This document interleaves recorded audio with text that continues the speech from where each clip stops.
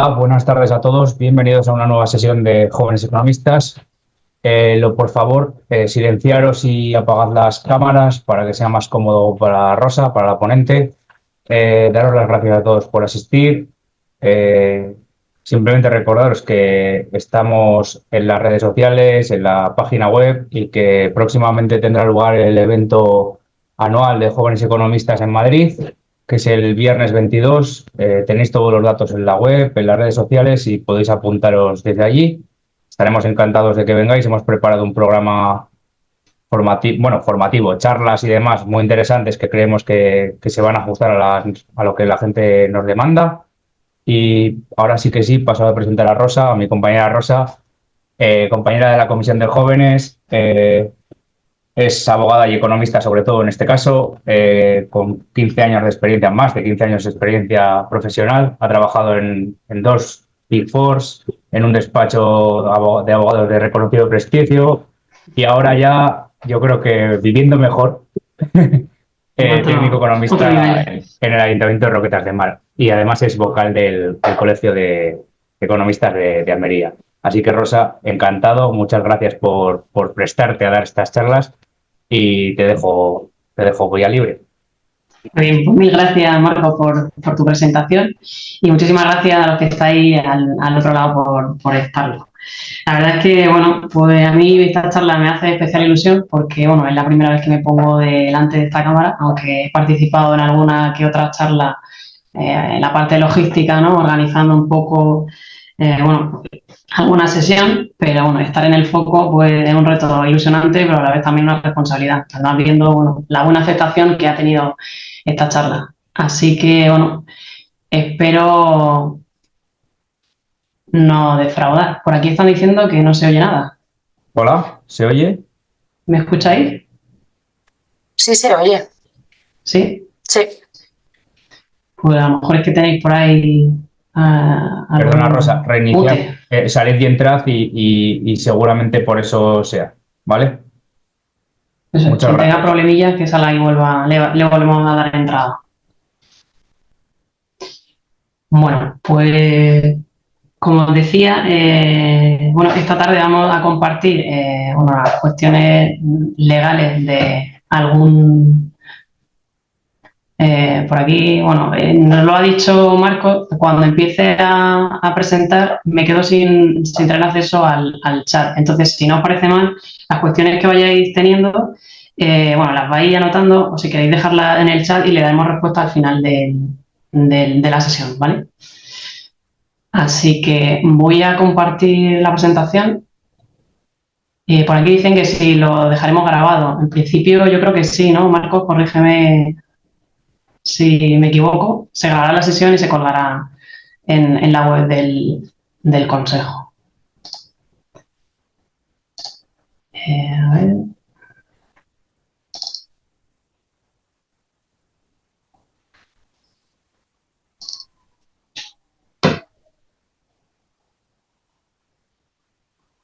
Ya debéis tener la presentación delante.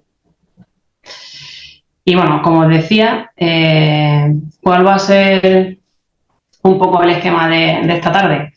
Bueno, pues en primer lugar vamos a analizar de manera, bueno, resumida, sucinta, cuáles son los factores que de alguna forma facilitan o favorecen el éxito en el ámbito del emprendimiento aquí en España y qué circunstancias complican, por así decirlo, pues ese desarrollo de negocio en este territorio.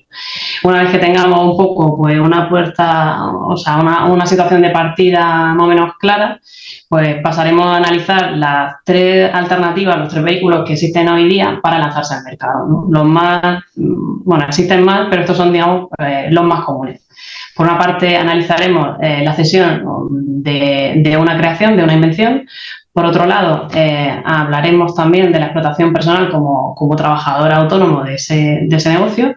Y finalmente, hablaremos también de la posibilidad, bueno, pues de crear una sociedad mercantil y explotarlo a través de ella. Finalizaremos con algunos consejos prácticos para ese lanzamiento al mercado y concluiremos con, bueno, un espacio para que podáis plantear preguntas e intentar dentro de la medida que pueda pues darle respuesta. bueno, siempre que hago, o sea, que participo en alguna charla de este tipo, me gusta hacerlo con una frase Rosa, perdona, ¿se ve sí. la presentación? ¿La estás compartiendo? Sí, ¿no se ve? No, no se ve. Vamos a ver. Yo sí la veo. Sí. A ver, estos problemillas de la técnica, la tecnología. La vuelvo a abrir a ver si... ¿La veis ahora? Yo no. No. Yo tampoco. Ni yo. Yo sí.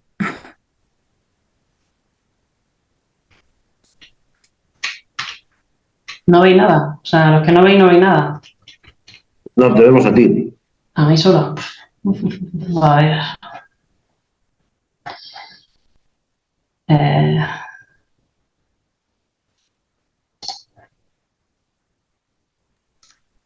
Ah, yo te veo a ti, no la presentación. No la presentación. Sí, sí, sí. A ver. Un segundo.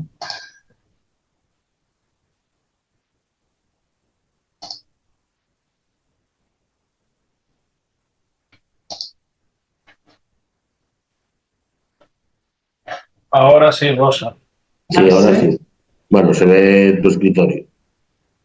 Ahora sí, pero tienes que cambiar a modo presentación en realidad. O sea, duplicar pantalla, porque estás en dos pantallas, ¿verdad? Sí, ahora se ve. Ahí. Esta se ve, correcto. Se ve. Vale. Perfecto. Pues bueno, disculpad un poco este inicio así un poco torpedeado. Como decía, cuando he participado en alguna charla de este tipo, me gusta hacerlo con una frase que leía en un periódico económico en los últimos años de carrera, bueno, 4 o 5 años estudiando, y realmente vino a llamar la atención aquella frase, que decía, bueno, que cualquier empresa o cualquier emprendedor que se lance al mercado nunca debe tener como objetivo la obtención de dinero, sino que lo que debe perseguir siempre es prestar el mejor servicio o producir, poner en el mercado un bien pues disruptivo, ¿no? El mejor bien en su campo. Esto que parece, bueno, un poco una perogrullada, porque te das cuenta que con la práctica hay mucha gente que no lo tiene claro. Y es sin duda, pues, en cierta medida una garantía de éxito, porque si esto lo tienes presente, al final no estás partiendo de la casilla de salida, sino que ya lleva una de avance. Al final la carrera del emprendedor es una carrera, como dicen por ahí, de obstáculos, complicada, difícil, larga, y si uno tiene el foco en conseguir dinero rápido, pues probablemente se canse antes de tiempo. Entonces, bueno, como decía, es importante tener eso presente. Haciendo un poco una valoración, ¿no?, de esos clientes por los que he trabajado que han conseguido, digamos, un éxito sostenible en el tiempo, pues todos ellos tenían un común denominador, y ese era la aportación de valor en toda la cadena. Es decir, han conseguido aportar valor a sus socios, alinearse con todos los objetivos de esa gente con la que, decidieron en su día emprender un negocio. Intentan siempre satisfacer también todas las necesidades que tienen sus clientes, buscando siempre su beneficio, muchas veces torpedeando el suyo propio, ¿no? Y cuidan mucho el equipo humano que tienen, ¿no? Al final, pues aportando valor en toda y cada una de estas patas, terminan también aportando valor a la empresa, y al final, más tarde, más temprano, el éxito llega, y al final es un éxito duradero en el tiempo. A raíz de esta presentación también me venía un poco a la cabeza una entrevista que escuchaba hace poco al empresario Gonzalo Rodríguez Fraile. Fue un empresario muy conocido en los años 80 y 90, sobre todo vinculado al ámbito de la consultoría financiera, la inversión bancaria y demás. Y él decía que, él tuvo una mente privilegiada y él tuvo mucho éxito de manera temprana y sostenida en el tiempo, porque hacía precisamente esto. Siempre intentaba cuidar, pues a los socios con los que decidía emprender el negocio, intentaba siempre buscar cuál era el mejor servicio que podía prestar a su cliente, y siempre también, pues mimaba a ese equipo humano que al final le acompañaba. También, en esa entrevista hizo una reflexión, ¿no?, que llamó mi atención, y también está muy relacionada con la filosofía estoica, ¿no?, que hoy en día también está como muy de moda. Y decía que algo que le había ayudado también mucho en su carrera profesional era centrarse no solamente, o sea, bueno, no solamente, no en el objetivo, en el retorno económico, perdón, sino en las cosas que él podía controlar. Es decir, él podía controlar, bueno, pues la forma de prestar el servicio, la gente a la que elegía, la forma en la que cuidaba o no a su empleado o la forma de relacionarse con esos socios. Pero al final el resultado económico o el beneficio económico no estaba en sus manos. Así que, bueno, él era una persona también religiosa y decía que lo dejaba en manos de él de arriba. A la hora de preparar esta presentación, bueno, he hecho una especie de sondeo, ¿no? Viendo un poco pues, cuáles son hoy día los factores que pueden limitar en cierta medida el desarrollo de negocio empresarial en España. Y bueno, probablemente ya todos resulten familiares. Hay una excesiva burocracia, un alto coste administrativo, dificultad de acceso a la financiación, sobre todo en las fases tempranas del desarrollo empresarial. Hay muy poquitos incentivos fiscales y ayudas y los que hay, pues muchas veces no se ajustan a la realidad del mercado. Y en España tampoco hay una educación, una formación muy tendente a fomentar el emprendimiento. Sí que es cierto que de un tiempo a esta parte, bueno, pues existen más programas, las propias universidades se van metiendo también alguna asignatura y formación específica sobre emprendimiento. Lo cierto es que el español medio lo que quiere hoy, bueno, la mayoría de la gente en España a lo que aspira es, bueno, pues a tener un sueldo estable y si es de la administración, pues mucho mejor, ¿no? Sin embargo, bueno, en contraposición, ¿cuáles son esos factores que garantizan en cierta medida el éxito? Bueno, pues sin duda una planificación sólida y estratégica del negocio, rodearse de un equipo competente y con habilidades para la gestión, motivado y comprometido con ese proyecto, llevar a cabo una gestión financiera prudente, tener la innovación siempre presente y la digitalización también está en el día a día de la empresa. A raíz de esto también escuchaba hace poco a José Elías, no sé si lo conocéis, también es un empresario con decenas o cientos de empresas, entre ellas, no sé si os suena Congelados La Sirena o la empresa de renovables Audax. Y él decía que para él la clave o una de las claves de su éxito empresarial era el equipo humano. Y él intentaba en esos procesos de captación de gente que realizaba, de personal, no tanto fijarse en las capacidades técnicas de los trabajadores, sino en las habilidades sociales que tenían, ¿no? Me llamó la atención eso, o sea, y en la fiabilidad, ¿no? Que podía tener el trabajador, porque según él, bueno, pues probablemente la capacidad técnica la pueda adquirir, pero el compromiso, la motivación, la fiabilidad que tenga la persona, pues es más difícil, ¿no? Inculcarla o trasladarla. Y bueno, aquí al pie pues tengo algunas fuentes de donde he sacado esos estudios, por si queréis consultarla. Bueno, pues ya tenemos un poco definido, digamos, el panorama del emprendimiento en España. Ahora, ¿qué tengo?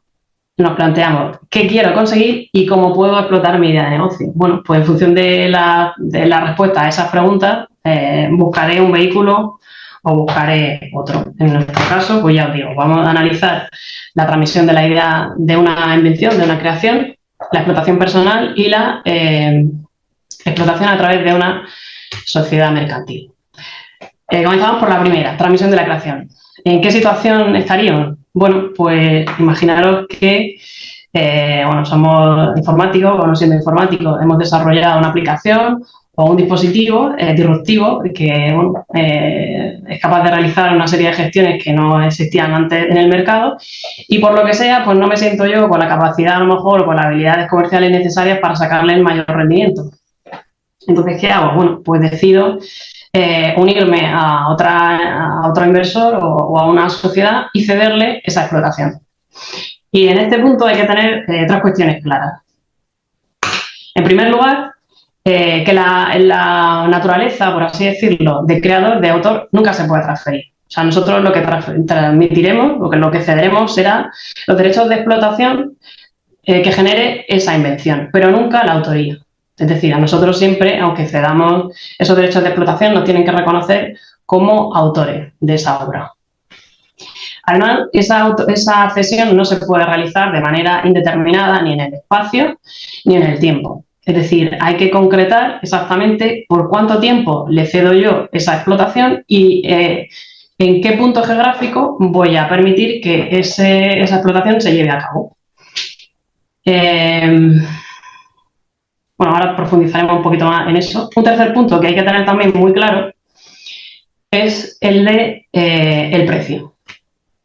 El precio, pues conviene que se haga no a un tanto alzado, sino que se permita participar de alguna forma al autor en los beneficios o en el valor que genere esa creación. Todo esto está regulado por la Ley de Propiedad Intelectual y, bueno, al principio parecen cosas como muy obvias, pero, bueno, preparando esta presentación, pues me venía también un poco a la mente un caso en el que participamos de un chico, bueno, pues que creó un guante permitía tener ciertas sensaciones en el ámbito de la realidad virtual.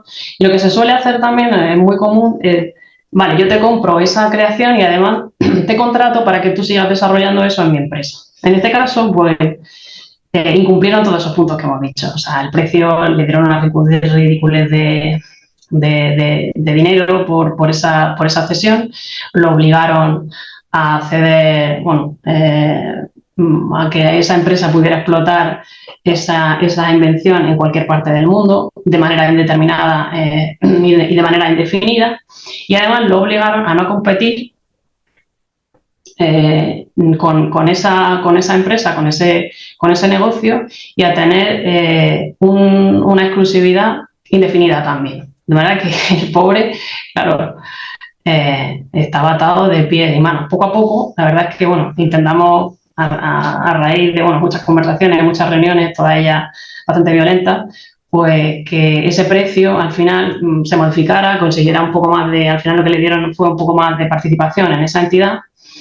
Y, bueno, al final la gestión de la empresa, digamos que lo veremos con posterioridad, pero, bueno, los fines, digamos, los objetivos que tenía él y el resto de socios no casaban, o sea, no estaban alineados, y al final lo que tuvo que hacer, pues, fue abandonar el proyecto.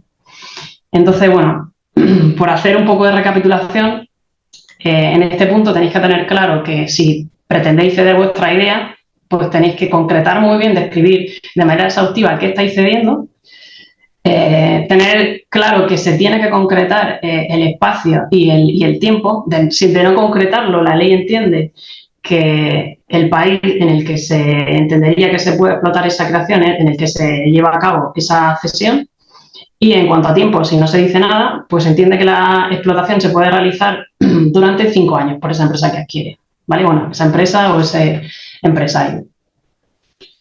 ¿Vale? Y en cuanto a los pactos de no competencia y exclusividad que veis en pantalla, bueno, aunque esto está regulado no por la Ley de Propiedad Intelectual, sino por el Estatuto de los Trabajadores y, bueno, con alguna precisión que ha hecho la jurisprudencia, pues siempre tenéis claro que cuando existen este tipo de pactos tienen que ser remunerados expresamente. Bueno, esto vale también a nivel, si laboralmente o exigieran algún tipo de pacto de este tipo, estas cláusulas, pues ya os digo, la no competencia únicamente está limitada a 2 años desde que se desvincula uno de esa empresa y siempre tiene que estar retribuida expresamente esas dos condiciones, o sea, esas dos cláusulas, por así decirlo. Bueno, explotación personal. La explotación personal, bueno, nos enfrentamos a una situación de este tipo cuando lo que decidimos es, bueno, pues como yo, por ejemplo, desarrollar el negocio, prestar un servicio por mis propios medios, ¿no? Sin ningún tipo de vehículo. O sea, yo, bueno, pues me doy de alta en el régimen especial de trabajador autónomo, me compro un ordenador, me compro, bueno, el software que precise y presto el servicio de asesoramiento fiscal, legal o de empresa. ¿Qué obligaciones implica? Bueno, pues ya la he comentado un poco de manera breve. Alta en el régimen especial de autónomo, o en el caso de que lleve a cabo un servicio especial como puede ser la abogacía o la medicina, existen unas mutualidades, digamos, paralelas que te permiten también, bueno, en lugar de cotizar por la seguridad social, darte de alta en esa mutualidad y se te reconocen aproximadamente de manera general los mismos derechos. Tengo que llevar una contabilidad ordenada sin necesidad de depositarla en el registro mercantil y tendré también una serie de obligaciones de carácter, bueno, fiscal, de índole formal y económica. Tendré que presentar mi alta en la actividad, tendré que presentar también unas declaraciones trimestrales periódicas y al final del ejercicio pues también tendré que presentar mi renta. En función de la actividad pues puede que se me exija alguna otra formalidad en cuanto a licencia, permiso administrativo y demás. Si contrato algún empleado, pues bueno, tendré que darme de alta o solicitar alguna otra formalidad en seguridad social. Pero bueno, de grosso modo esas serían las obligaciones formales. ¿Cuál es la principal desventaja que tiene este régimen? Pues la responsabilidad, que implica que mi patrimonio y el de mi negocio no tienen diferencia. Es decir, si mi negocio, por lo que sea, fuera mal, podría comprometer bienes personales. Incluso si estuviera casado en régimen de gananciales, pues podría incluso afectar a los bienes que tengo en común con mi pareja. ¿Vale? Para intentar salvar un poco, pues bueno, esta particularidad, la normativa en España ha introducido una figura, la figura del emprendedor de responsabilidad limitada. La ley, esto se introdujo, si no recuerdo mal, en el año 2013 con la ley de emprendedores y también ha sido completado, matizado por la ley que crece del año 22. Al final, ¿de qué se trata esta figura? Bueno, pues me permiten realizar mi negocio como autónomo y excluir de esa responsabilidad de mi negocio la vivienda habitual y ciertos bienes. Y para eso, ¿qué tengo que hacer? Pues tengo que otorgar una especie de acta notarial, inscribirla en el registro, en la que, bueno, haré constar que quiero constituir una actividad y quiero hacerlo vía emprendedor de responsabilidad limitada. Tendré que depositar asimismo mi contabilidad en el registro mercantil y bueno, con eso estaría librando en cierta medida pues esas cuestiones. Tiene matices porque la vivienda, te permiten no afectar a la vivienda siempre y cuando se trate de un inmueble que no supere 300.000 euros y yo la verdad es que en la práctica nunca lo he visto. O sea, bueno, las intenciones son buenas, pero al final por el coste y también las obligaciones, digamos, formales que genera, yo creo que no ha resultado pues, muy atractivo para los emprendedores y realmente no conozco tampoco ningún caso en el que se haya decantado por esta vía. La gente, cuando ve que está llevando a cabo un negocio realmente de cierto riesgo, pues lo que hacen es constituir un vehículo separado y contratar también un buen seguro de responsabilidad civil que intente librarlo, en su caso, de estos problemillas.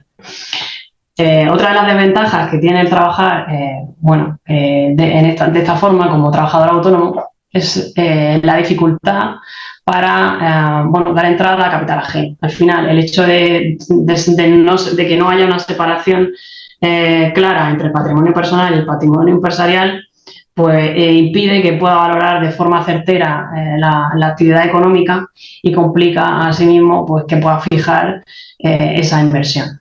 Al final, lo normal suele ser, en estos casos, si quiero darle entrada a un capital ajeno, pues que de alguna forma convierta mi actividad o esa gestión personal en una gestión incluya un vehículo o una sociedad y ahí ya pues sí sería más fácil, como haremos con posterioridad, dar esa entrada. ¿Vale?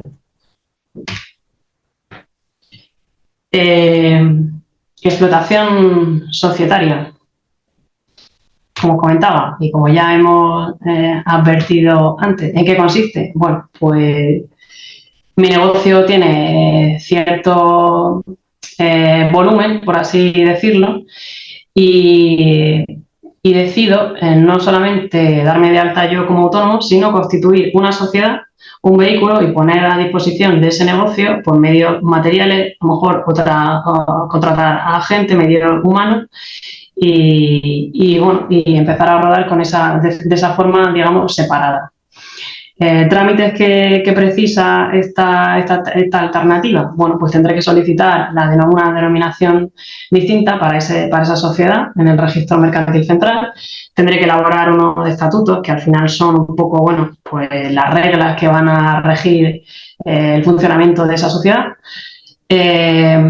Puede que también redacte, aunque esto no es obligatorio, un pacto de socios si decido invertir con más gente para que, bueno, las reglas de funcionamiento de entrada y salida de otros posibles inversores estén claras desde el principio.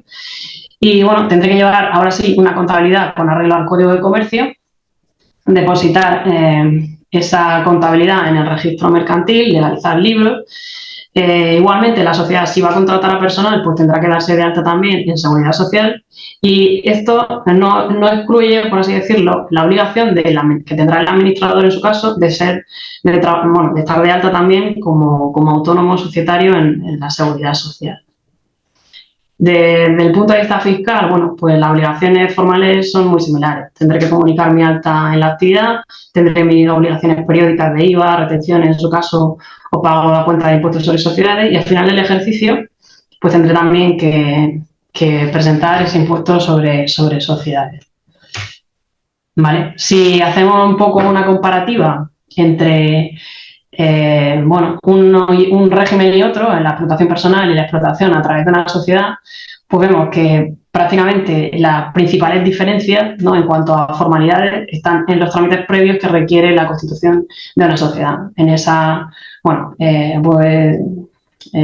búsqueda y concreción de la denominación social, del nombre de la sociedad, en esa constitución ante notario de ese vehículo, de esa sociedad, y bueno, y en el depósito de esas cuentas anuales y la llevanza de esa contabilidad con arreglo al Código de Comercio, ¿vale? Aquí hay a veces la gente se pregunta, realmente yo, si tampoco voy a tener una facturación muy alta, no tengo obligación de darme de alta en Seguridad Social como autónomo. Y bueno, comentar que realmente para Hacienda, desde el minuto 1, desde el euro 1 que tú facturas, en el momento en el que tú, digamos, ordenas ciertos medios económicos y ciertos medios materiales para lanzarte al mercado, para ella existe una actividad de beneficio o de pérdida. Y hoy en día, a lo mejor antes podía haber más descoordinación entre una administración y otra, pero hoy en día, como sabéis, el año pasado ya se introdujo la cotización en el régimen de autónomo en base a los ingresos netos que se generan en la actividad, de manera que ya Hacienda directamente al final del ejercicio le da la información a la Seguridad Social para que verifique si esa persona está cotizando con arreglo a lo que realmente está generando. De manera que es muy difícil realizar una actividad y no tener, ya os digo, pasar, digamos, desapercibido por Hacienda. O sea, no se pueden emitir facturas si uno no está de alta en Hacienda y en Seguridad Social. Con respecto a esto, tampoco quiero profundizar mucho porque aquí, andaría para otras charlas y de hecho ya creo que en alguna sesión anterior se ha comentado que existen cuotas algo más económicas para el autónomo cuando se inicia esa actividad. Hoy en día, creo recordar que esa tarifa plana está en 80 euros mensuales, ¿vale? Y esa tarifa plana dura un año y luego ya pues se va cotizando, en base a los ingresos netos que se facturan. Fuera de esa tarifa plana, la cuota inicial, por así decirlo, mínima, está en torno a los 230 euros, ¿vale? Aquí, en cierta medida, los que se han podido beneficiar un poquito más han sido los autónomos societarios, que antes cotizaban necesariamente todos los meses en torno a 380 euros, 377 quiero recordar, y hoy en día, su base de cotización creo que ha bajado a los 230. ¿Vale? También habrá que ver eso de ingresos, pero es decir, si yo tengo una empresa y realmente no estoy generando ingresos, digamos, para llegar a esa base mínima, me obligaban sí o sí a cotizar por 377 euros, aunque mi empresa diera pérdida. ¿Vale? No podía ni siquiera acogerme a esa tarifa mínima que tenía un autónomo ordinario, que está en torno a los 280 o 190 euros en años previos. Desde el punto de vista fiscal, pues claro, por todo he sabido, imagino que la diferencia tan abismal que hay entre tributar a través de una sociedad y tributar en base, en el IRPF. El beneficio que genere nuestra actividad estaría sometido a un gravamen que podría ir del 19 al 49%, en función, pues de ese volumen de de beneficio. Sin embargo, una sociedad pues tributa al 25% de manera general. Desde el año pasado tributan al 23% aquellas empresas que facturen menos de 1 millón de euros, y las empresas de nueva creación facturan, o sea, tributan al 15% durante los 2 años siguientes a obtener un beneficio positivo. Uno ve esta cifra y puede pensar, bueno, pues si genero cierto negocio voy a montar una sociedad y funcionar con ella. Esto también pues tiene sus matices, ¿no? Y es que uno, si realmente solamente ofrece, digamos, al mercado su trabajo personal, por ejemplo, no sé, en el caso muy conocido, ¿no? Habréis tenido noticia de muchos presentadores de televisión que, bueno, pues han sido controlados por Hacienda y han sido obligados a pasar por caja porque constituían sociedades para facturar esos servicios que realizaban, bueno, en eventos o en televisiones y demás. Ahí realmente medios no se precisan, o sea, se entiende que una sociedad puede entrar en el mercado y puede funcionar siempre y cuando exista una serie de medios económicos, medios personales, es decir, que tenga o bien trabajadores o otros colaboradores para poder prestar ese servicio. Pero si el servicio lo presta únicamente y exclusivamente una persona, pues se entiende que lo que tú estás constituyendo es una figura en fraude de ley, con el único fin de pagar menos impuestos, ¿no? O sea que a la hora de, bueno, ya veremos ahora a continuación, de montar una empresa, pues tenemos que tener cierta estructura, ¿no? Cierta envergadura en el negocio. Al contrario de lo que sucedía en la explotación personal, pues cuando uno constituye una sociedad, la responsabilidad del socio está única y exclusivamente limitada a esa aportación que realiza. Hoy en día, con 1 euro ya podemos constituir una sociedad. Con 1 euro es difícil que pongamos a funcionar la empresa. Podemos constituirla con dinero o bien también con bienes, ¿no? Yo tengo algún cliente pues, que lo que ha hecho ha sido, a lo mejor, bueno, pues aportar o crear la sociedad con equipos informáticos, con impresora, tal, se incorporan al balance y se empieza a trabajar. Todo esto, bueno, tiene alguna excepción y es que, bueno, si la empresa me empieza a ir mal, yo soy el administrador de la sociedad y lo que hago es, bueno, gestionar los bienes de forma fraudulenta para llevármelos, digamos, recuperarlos e incorporarlos a mi patrimonio o al patrimonio de otras personas con las que pueda tener cierta relación en perjuicio, por así decirlo, de clientes, bueno, más que de clientes, de proveedores, de acreedores o de los propios empleados, bueno, pues en ese caso puede que exista un procedimiento judicial y que concluya con la responsabilidad de ese administrador y la obligación de devolver pues, ese patrimonio que sacó de manera fraudulenta de la sociedad. Como ya hemos comentado con anterioridad, el tener un vehículo, digamos, ajeno a mi patrimonio personal, pues facilita la entrada, en su caso, de capital externo, en la medida en la que me resultará más fácil valorar mi negocio. Por otro lado, también tendré un poco más fácil el acceso a hacer determinadas fuentes de financiación. Cuando uno va a un banco con su persona y su maletín solamente, pues el banco te mira con otra cara distinta de si vas ya con tu sociedad constituida, con tu negocio diferenciado, ¿no? Al final, siendo la misma persona, pues te reciben con otra gracia.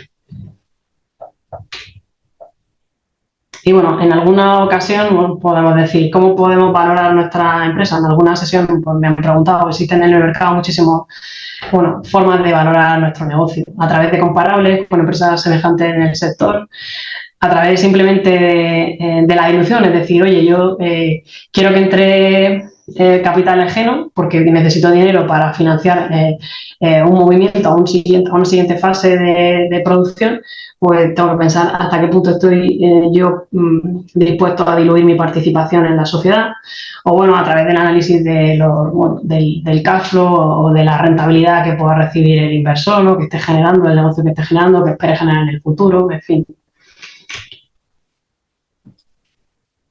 ¿Qué cuestiones pueden, qué términos pueden, digamos, revalorizar mi negocio o por el contrario minorarlo?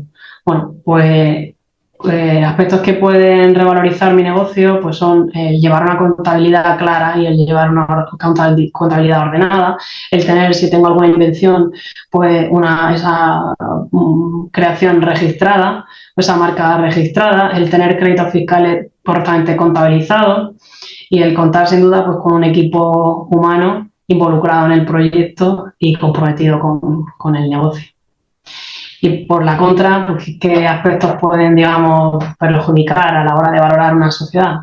Pues la recepción al final de muchas subvenciones, ¿no? Si yo baso mi negocio, que sorprendería ver la cantidad de empresas que viven un poco de eso, de vender un poco humo y conseguir crédito y financiación sin más, pues eso realmente no aporta valor al negocio.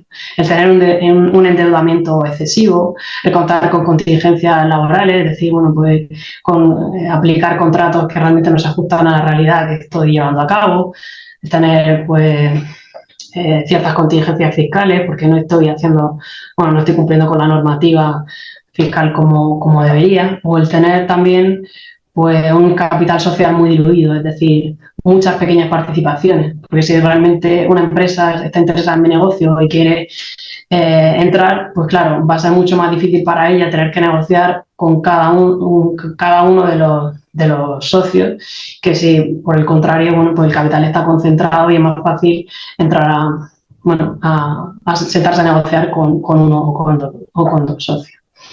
Y al final, bueno, pues también tener poca transparencia en la sociedad tampoco ayudan a valorarla. Cuando llegamos a este punto y decimos, bueno, entonces, ¿cuándo conviene constituir una sociedad? Bueno, pues sin duda alguna cuando hay una pluralidad de inversores. Es decir, cuando yo voy a lanzar un negocio y lo voy a lanzar no solamente yo, sino con 3, 4 o 5 compañeros, ¿no? Al final siempre es más eficiente hacerlo a través de una sociedad porque podremos establecer las reglas claras, podemos elaborar un pacto de socios ordenado, fijar unos estatutos donde quede claro, bueno, pues el objeto de la empresa, la finalidad, la forma en la que voy a gestionar esa entrada o salida de capital. En definitiva, va a ser más fácil, como hemos dicho, también en ese sentido, porque voy a tener claramente definido el valor de ese negocio de forma separada. Y si en algún momento quiero salir, pues bueno, es mucho más fácil vender unas participaciones que al final, por mucho o que te cueste, siempre habrá un método de valoración para llegar a un entendimiento con esa salida, que si al final tienes que ponerte desde cero, bueno, pues a vender tu actividad como empresario sin más, ¿no? Cuestiones que son realmente importantes a la hora de lanzarse al mercado.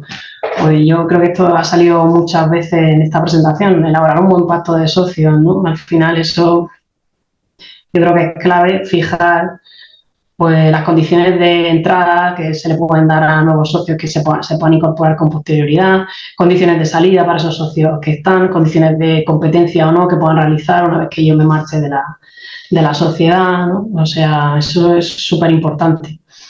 Es muy importante también cuando uno decide montar un negocio, rodearse de un buen equipo, como hemos dicho, humano, que tenga, pueden tener competencias transversales, eso siempre ayudará, porque al final en una sociedad pues hay que realizar multitud de tareas, ¿no? Está la necesidad comercial, está la necesidad de llevar una buena gestión financiera, pero siempre es importante también que los objetivos al final, a medio o largo plazo de esos socios estén, digamos, alineados. O sea, por ejemplo, en el caso que comentaba con anterioridad de este chico, pues realmente los objetivos que él tenía con el negocio y los objetivos que tenían sus socios eran completamente dispares. O sea, uno quería conseguir una rentabilidad a corto plazo y no estaban de ninguna forma comprometidos con el desarrollo de la aplicación, simplemente querían ganar dinero y sin embargo el otro chico pues no le importaba tanto renunciar a esa rentabilidad corta, pero sí quería pues hacer un producto sostenible, sacarlo al mercado, ¿no? Y que se reconociera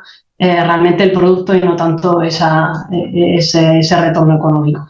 Eso parece una tontería, pero realmente hace que se rompa, que deje de funcionar o que se vaya al traste más de una sociedad. Y bueno, como decía, pues los estatutos también es importante que estén alineados con la finalidad de la empresa, que se contemple un objeto social amplio.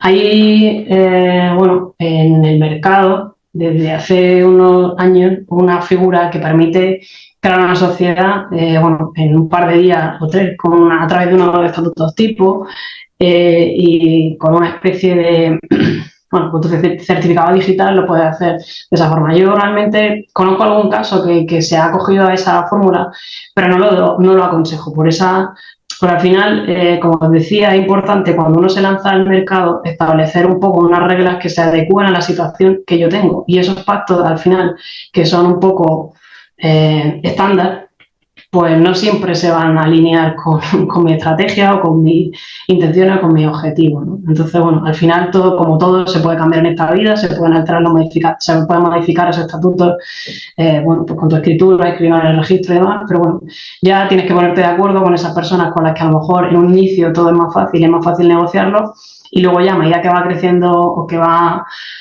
bueno, funcionando la empresa, cada uno va definiendo un poco su interés y luego pues puede que sea más complicado, digamos, llegar a un entendimiento en ese sentido. Y también, bueno, pues son cuestiones que pasan a veces desapercibidas, pero los contratos de arrendamiento lo hemos visto con el COVID, ¿no? Pues es súper importante tener, bueno, pues contemplado en ese contrato de arrendamiento todas las posibles alternativas, vías de resolución contractual, fijación de precios. Muchas veces, bueno, se fija un precio para un año y se van aplicando subidas, incluso a veces relacionadas con el objeto, perdón, con la facturación. Entonces, bueno, pues es importante también contar con un abogado de confianza que nos revise esos contratos y bueno, y vele por nuestros intereses desde el minuto 1, ¿vale? Igualmente, bueno, pues la contratación de personal también es importante, bueno, adecuar en la contratación el modelo de contrato a la necesidad que tiene la empresa en cada momento, ¿vale?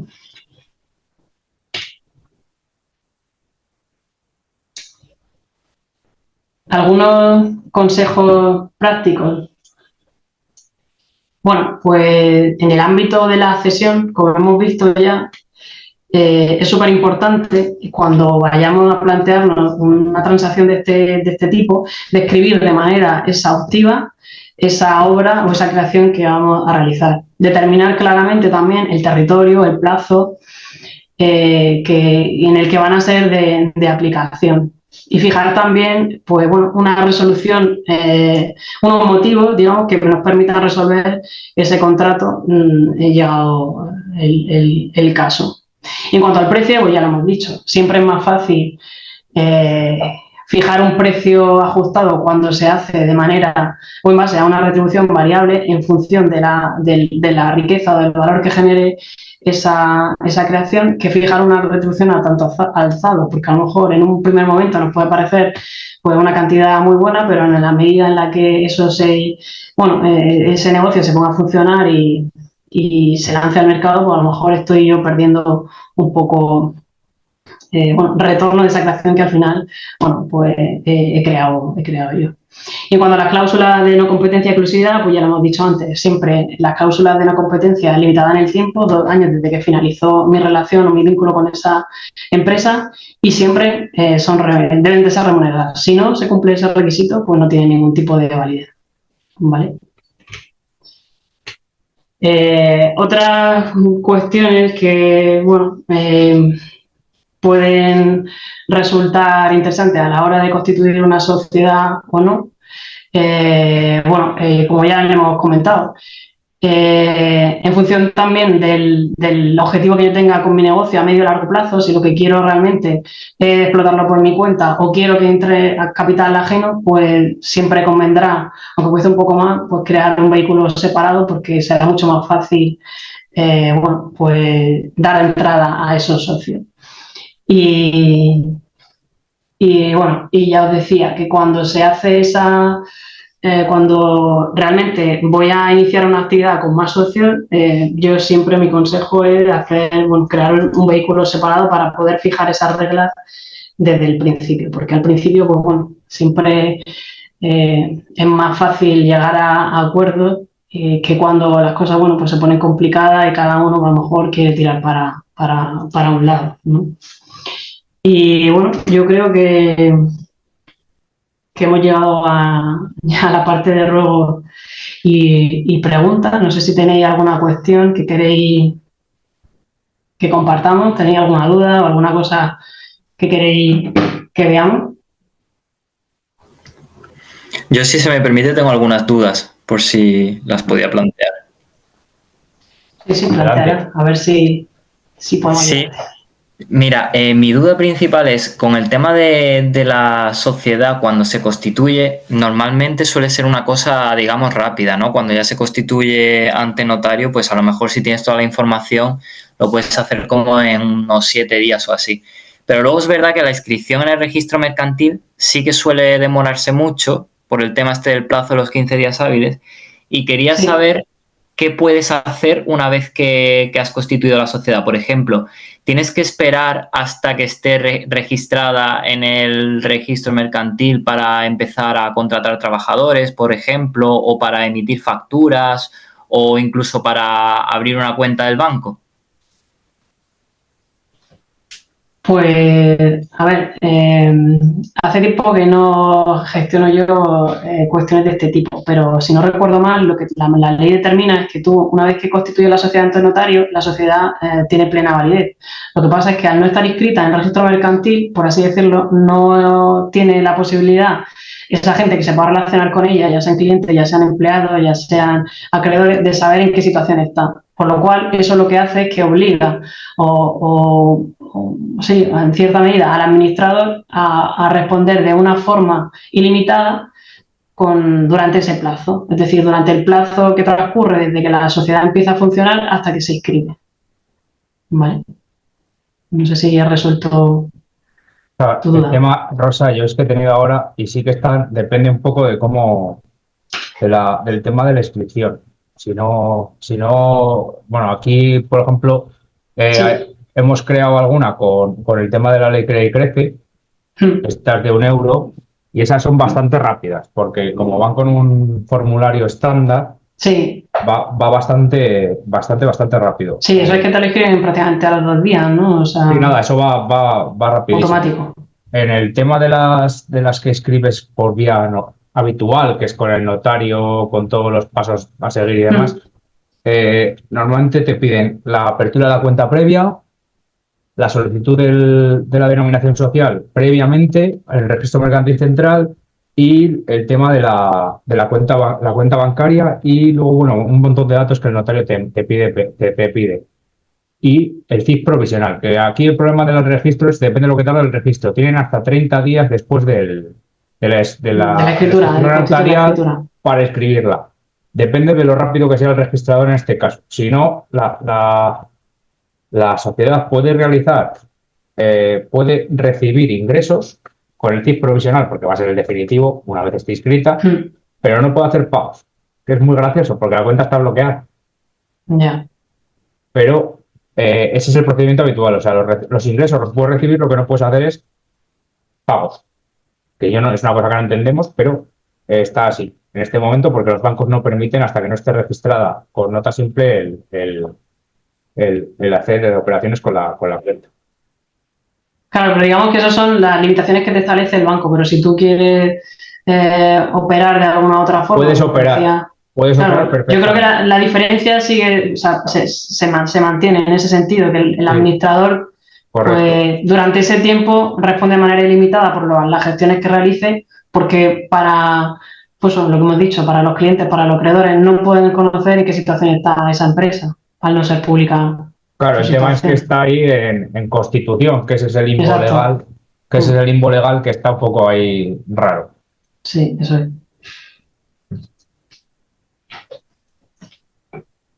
Vale, pues muchas gracias. Nada, a ti por plantear la cuestión. Yo tengo otra pregunta, no sé si se me escucha. Sí, se te escucha. Adelante. Yo, o sea, mi pregunta es un poco más diferente, sino a nivel de consultoría, porque al final, por ejemplo, yo que soy estudiante de un doble grado de finanzas y contabilidad y demás, que Sí.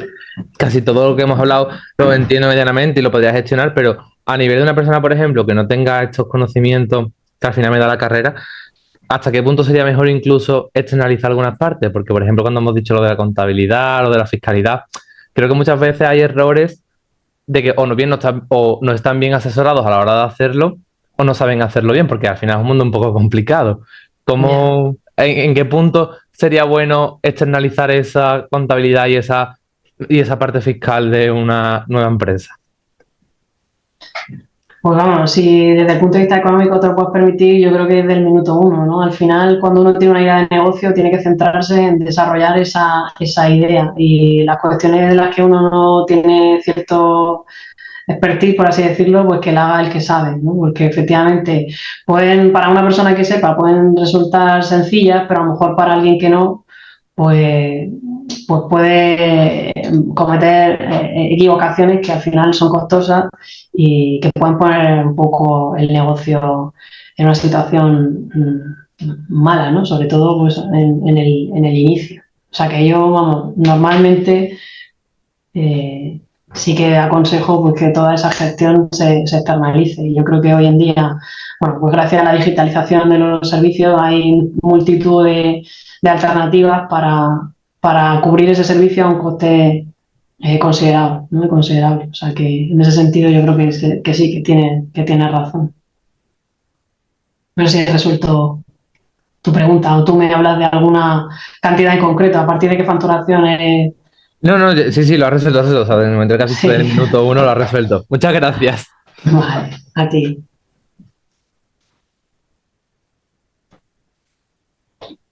Hola, Rosa.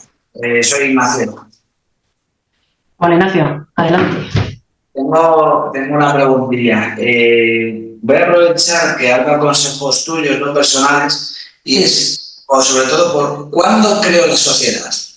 Cuando me ha surgido la idea, somos un par de socios, 3, o cuando logramos hacer, por decirlo así, el primer cliente y tenemos ya la opción de hacer la primera factura. Gracias. Buena pregunta esa. Pues, a ver, constituir una sociedad también tiene su coste, es decir, bueno, el notario nos cobra un dinero, el registro nos cobra un dinero. Probablemente si, como apuntábamos con anterioridad, también decidimos externalizar por lo que es la gestión contable y fiscal, pues eso también tiene un coste. Entonces, bueno, pues mi consejo es que a lo mejor se vaya redactando en esa fase inicial pues esos pactos, ¿no? A los que queramos llegar con los socios con los que queremos montar ese negocio y que efectivamente la sociedad pues se empiece a constituir una vez que ya tenemos en cierta medida, bueno, pues si no un negocio consolidado, pues ya cierta certeza, por así decirlo, de que el negocio va a arrancar. Vale, gracias. Vale. ¿Tienes otra pregunta? Sí. Este tema sobre los socios y los administradores, pero yo creo que durante la exposición me lo has aclarado, que era si los administradores respondían con sus bienes personales. Y me has dejado claro que es cuando hay dolo o gestión fraudulenta. Exacto, eso es. Gracias. A ti. Pues en el chat no hay preguntas, ¿no? Ni nada, Marcos.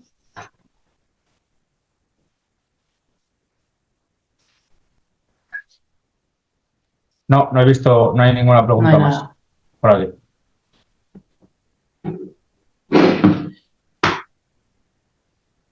Pues no sé si tenéis alguna otra cuestión.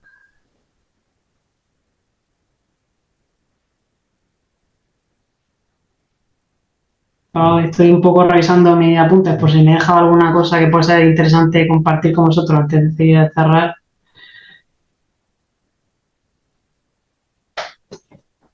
Bueno, creo que en relación con la cesión, yo creo que lo he dejado más o menos claro durante la presentación.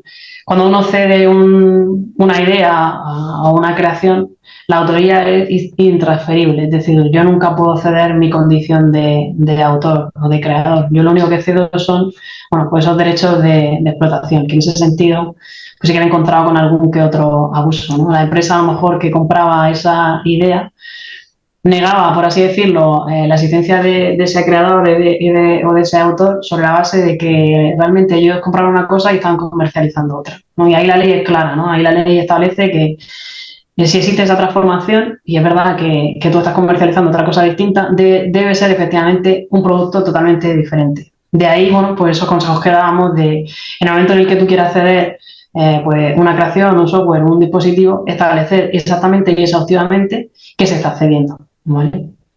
Eso, bueno, al final creo que es importante tenerlo presente.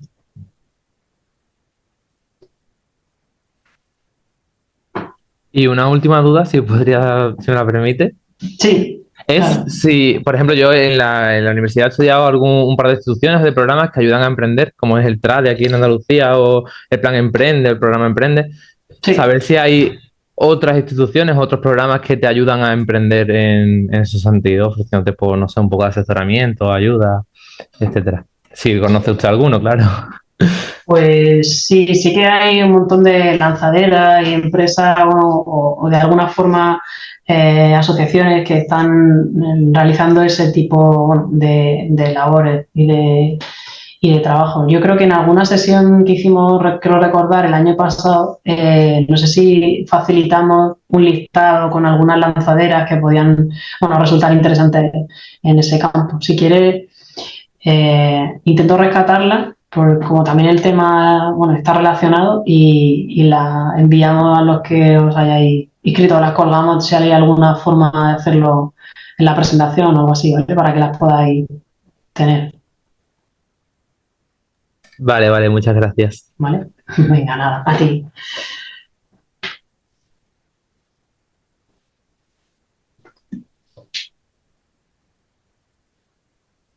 Bueno, pues no sé si tenéis alguna otra cuestión, si no, parece que vamos.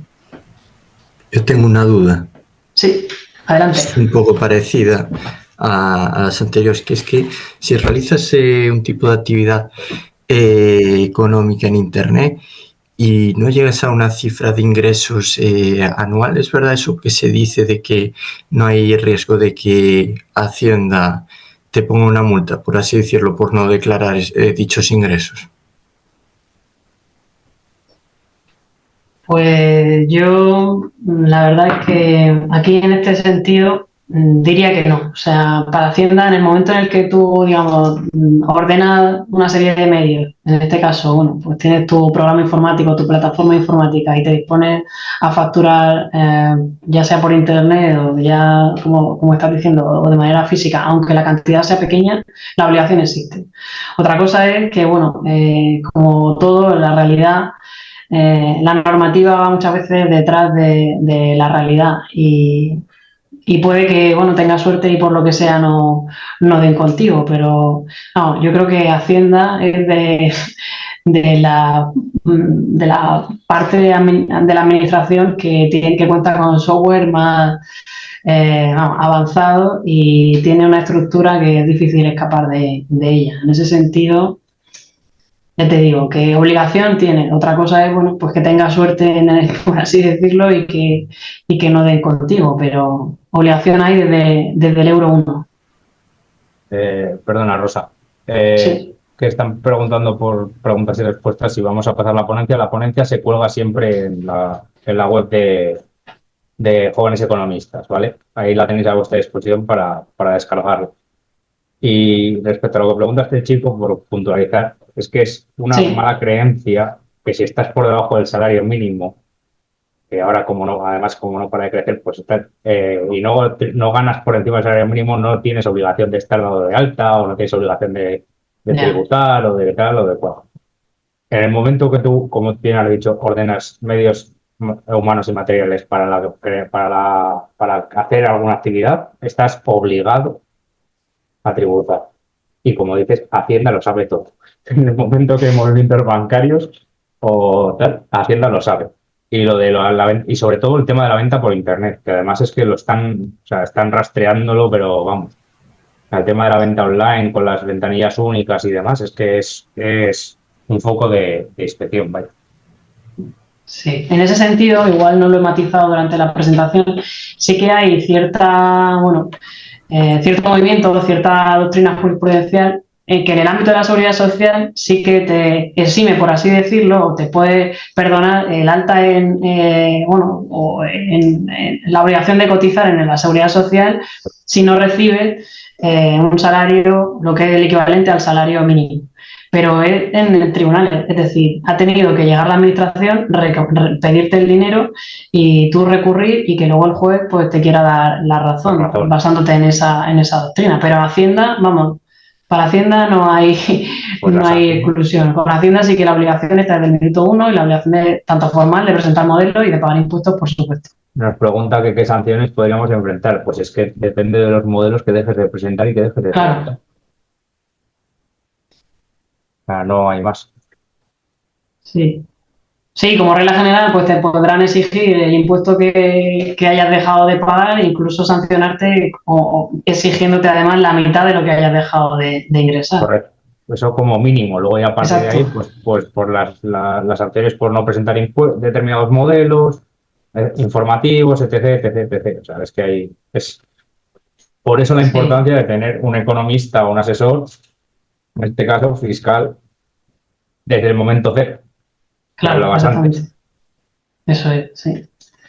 Sí, que puede parecer a lo mejor en inicio, ¿no? Si estoy facturando 100 euros, si esto 200, 300, si esto no, con esto no hago nada. Bueno, pues al final es que para Hacienda, ya os digo, que desde el euro 1 o ni siquiera obteniendo ingresos, sino pérdidas, pues nos exige esa obligación de presentar esos modelos y afrontar esas cotizaciones en el ámbito de la seguridad social.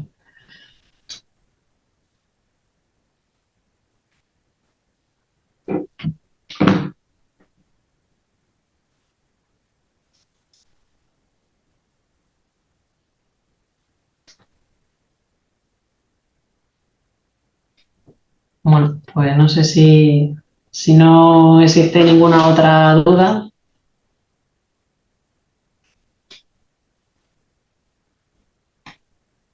Pues yo creo que agradecer nuevamente vuestra presencia. Espero que os marchéis con un poco más de certidumbre que dudas de las que podéis tener a las 5 de la tarde.